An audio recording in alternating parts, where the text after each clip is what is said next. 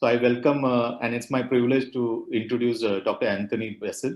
He's a postgraduate, he's a qualified ophthalmologist, a distinguished at that from JIPMER, Pondicherry, as well as a fellow from Shankar Netralaya. He is presently the medical director at the Star Hospitals, Hyderabad, and has worked or been associated with NABH in various capacities. The most importantly being the ex-chairman of the accreditation committee. Over to you, Dr. Anthony. Thank you so much, Dr. Shetty. Very kind of you, and so happy to be with all of you this evening. Many familiar faces and huge participation for this session. It's really inspiring to be here with all of you. Right, so my topic today is about privileging of doctors, nurses, and technologists, another challenging area and an extension of what Murli was speaking just now. It is a work in progress for most of us, and interesting times and interesting things that need to be done, but brings in a lot of structure to the way in which we function in hospitals. And if I may start by saying that I'm very privileged to give this talk as well for the next 15 minutes. So without much ado, let me just jump in. With a definition for privileging, a lot of jargon here, process of granting rights to a healthcare professional, be it a doctor, nurse, or technologist, to evaluate, perform clinical tests, clinical or diagnostic again, and to treat a patient, whether medical, surgical, supportive care, or to assist in any of these, based on qualifications, registrations, experience, and competency, or as a part of an ongoing academic program. So we kind of pumped everything into that one single statement with the background of the Latin word privilegium, which kind of puts people apart with certain rights to do what they can. So who needs privileging in a healthcare setting? And that's medical professionals, doctors, nursing professionals, paramedical professionals whom we call technologists. And from this group, we could also have trainee students and interns in either category. And who does this privileging? A technical expert from that particular domain, as in the head of that particular department, and a group that actually reviews the privileging process and actually grants the privileges.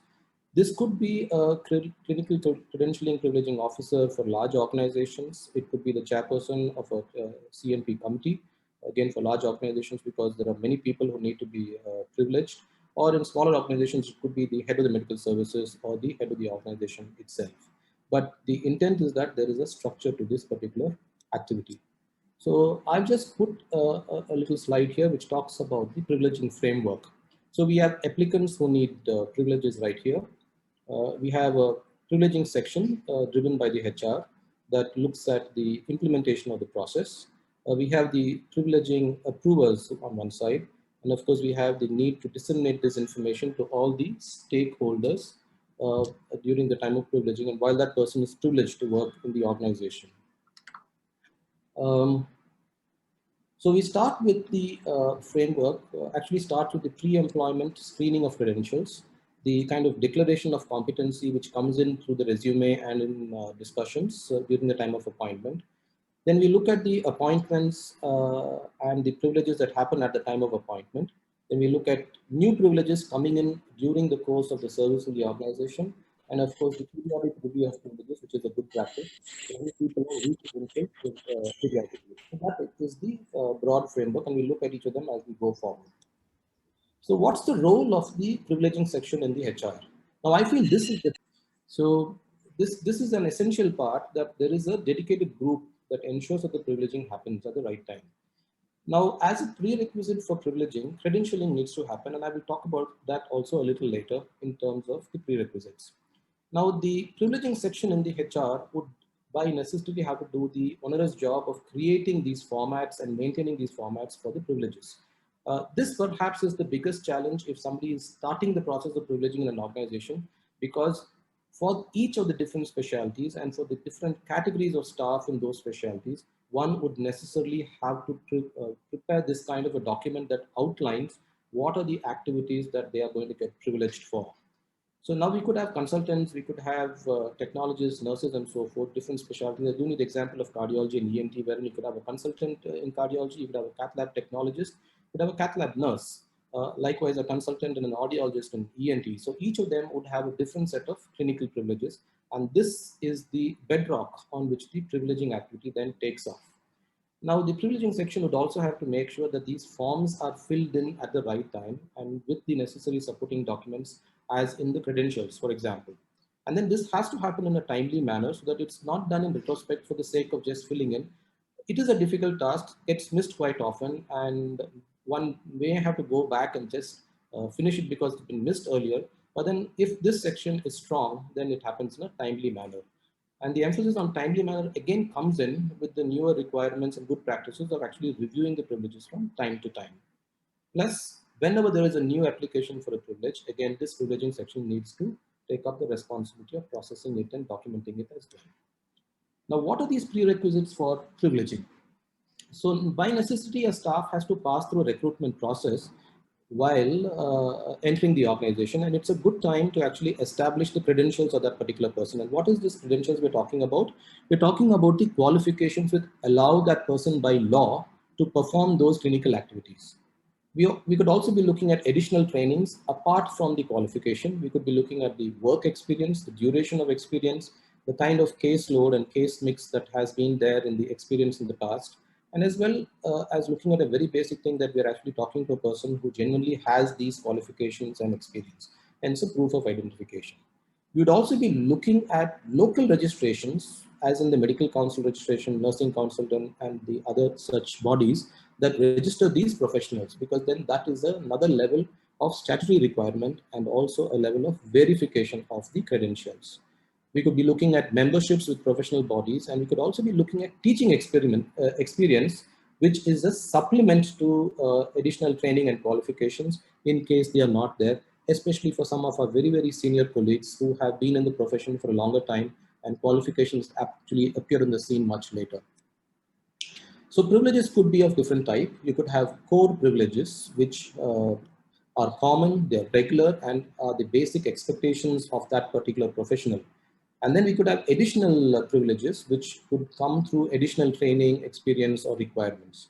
Privileges, again, are done independently, activities that are done independently, and some of those activities could also be supervised for a period of time, as in probationary period, or supervised as in the duration of the academic training. Privileges could also be focused towards a single facility, or if it's a chain of hospitals within the same city or within a local region, we could have privileges for the same professional in multiple facilities, of course, with the structure to support it. It could also be privileges for performing activities in tie-up facilities. Now, this is something that used to come up in the appointment letter kind of scenario earlier, but with privileges now taking center stage, what is there in the appointment letter then gets kind of formalized in the privileging document. Now, privileges could also be for people in terms of duration of activity in the organization, as in full-time, part-time, or visiting clinicians. It could also be a one-time privilege that's brought in at some point of time. We'll talk about all this a little bit more going forward. And privileges could be location-based, as in the outpatient, inpatient, and emergency, again in relation to full-time, part-time, and visiting clinicians. Now, there have to be formats for privileging, and these are the general components that need to come into a privileging document. The staff details, of course, the name, the designation, and the ID number. The type of appointment, as I mentioned, this could be more relevant to clinicians and consultants working in the organization and not so much for nurses and others. Maybe for a few technologists who are difficult to source and find, there may not be many of them. So this could be applied there. The type of application could be the privileging at the time of appointment, or the new privileging, or the review of privileges in a periodic manner, and hence the date. The location of privileges, as I mentioned earlier, and then the nature of the privileges need to be kind of exemplified in the format. So this is a format of what we use for staff nurses. So as I mentioned earlier, we have the staff details, and then you have a list of privileges. Now, if you look at it, the first part, which kind of moves on up till about here, is about the core privileges or the regular privileges that is expected of a nursing staff nurse. And hence the staff declares that, yes, I am capable of doing this activity, which is a broad expectation. And that's kind of checked while recruiting the person. And then those privileges are by and large granted, unless it's a new recruitee and you'd like to have a probation period wherein it is granted with supervision. And there could be a time when it is denied as well. Then we have additional privileges that could be asked for, as in additional list here, which is a supplementary list, or they could outline something that they can do in addition to what is there in the list, and that's brought out in the special privileges or additional privileges.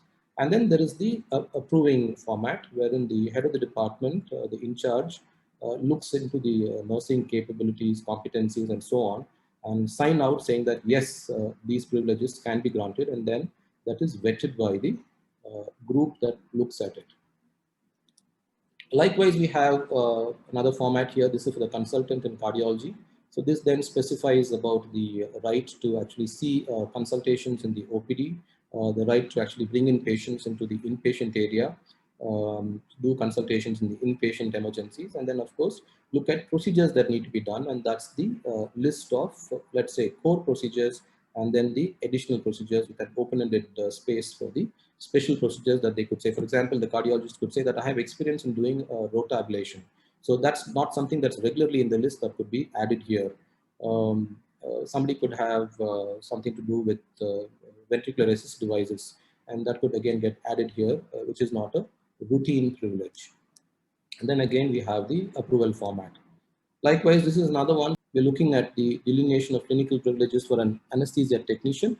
So a very similar format with the core privileges and open-ended for the others, and the head of the department recommending those privileges and the approval by the next level. We could have a similar format for the privileging of students. I'm not going to give you examples here, but basically the idea is that each of them could have a different training need, and hence department-wise, the year of the training, a staged escalation of the privileging that's being given. But by and large, most of these activities are done under supervision. There is also the periodic competency testing, which is done to assess the capability, and that's what Murli had talked about earlier. And this is essential for the re-privileging going forward, or the new privileges being added based upon the capabilities with the earlier privileging.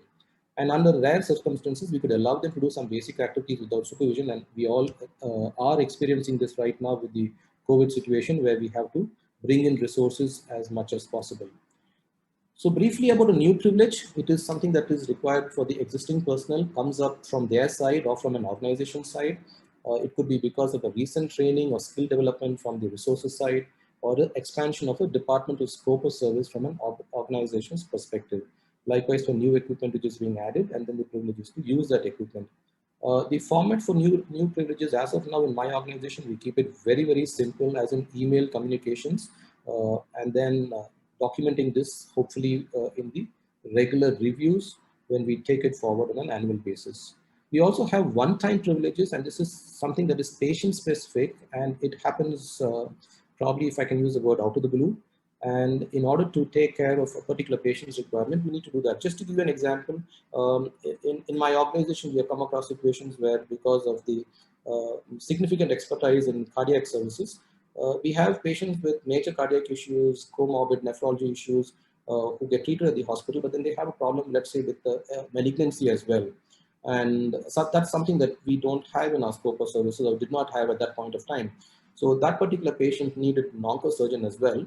So while the CAVG was done, an oncosurgeon was given a one-time privilege to come and operate on that particular patient. Now, this is beyond the regular scope of services, and this had to be done. Now, this is usually done through a verbal discussion, through sound references given by our own professionals in-house. And since time is of essence, sometimes it starts off in a verbal manner and ends with an email communication. And hopefully when this happens more than once, we restructure it as a privilege for a visiting on-call resource, which is what I had mentioned earlier. Now, re-credentialing is something that also needs to be done. This is also a prescribed requirement in the NABH, that it needs to be done once a year. Apart from that, it could be done when there is a renewal of appointment. In some situations, organizations could have appointments for a period of time. We heard the legal expert mentioning that when it's contract-based. So this is something that we could be looking at. Anesthesia groups could need this in terms of re-credentialing when the contract is re-signed. We could be looking at promotions when the scope of activities again changes. And as I mentioned, the predefined time-bound process once a year, as mentioned by the NABH. The criteria for re-credentialing essentially needs consistent performance of clinical activities in the past, and a satisfactory clinical performance appraisal. And hence there is re-credentialing happening. This is what Murli had mentioned earlier, a challenging area, and hence the challenges with re-credentialing as well. Now this then goes on to say that these two are wedded together, the performance appraisal and the re-credentialing. And naturally, it is both a qualitative and quantitative process. So I'll briefly talk about this, that it could be mostly qualitative in terms of impressions and opinions that have been obtained. And that's a little easier to obtain. And it's descriptive in nature, non-numerical, and obtained through the informal discussions over time with people in the workspace, related workspace, and other stakeholders. It could also be feedback from patients and complaints that occasionally come, not necessarily from a negative sense, but even the positive feedbacks are tremendously useful, obviously, because we're talking about re-credentialing and a general overview of the medical record, the way it is being documented. But it could be supported well by quantitative review. And again, organizations which have been into the NABH for a long time and have built up a good kind of KPI base actually have that wherewithal with them to bring the quantitative aspect in terms of clinical outcome measures, readmission rates, ALOS, incidence reports, and so on and so forth. Log of patients treated is something that is always available with the medical records, and that's something that we could actually leverage to make the privileging a little bit more objective. So this is a format that we use for our appraisal of our doctors and consultants. So there is a subjective part that comes here, which is just a very subjective scoring, and it's very informal. And then we have the objective part that's there through the KPIs that are already there in the organization. And then there is the input of the HOD in this particular dialogue. And then of course the review by the management.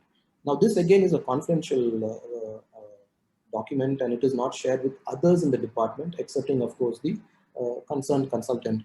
Very difficult to do, very sensitive, but it's baby steps in the right direction. So we use the same privileging format again. We change the date, and then we bring in the past privileges if there are any new privileges that are added, and then the privileging document is again signed out. So I would like to summarize by coming back to that privileging framework that I spoke about earlier to say that it is not a one-time exercise, it actually is a continuum. And the way you look at it is encompassed by these stakeholders, and it is something that we need to look at periodically. Not an easy task, a lot depends upon the strength of the privileging section and also the drive of the management to get this implemented over a period of time. But hopefully NABH steers us in the right direction. We were far away from many of these things 15 years back, and it's great to see us progressing in the right direction. Thank you all for listening in patiently. Thanks, Dr. Anthony.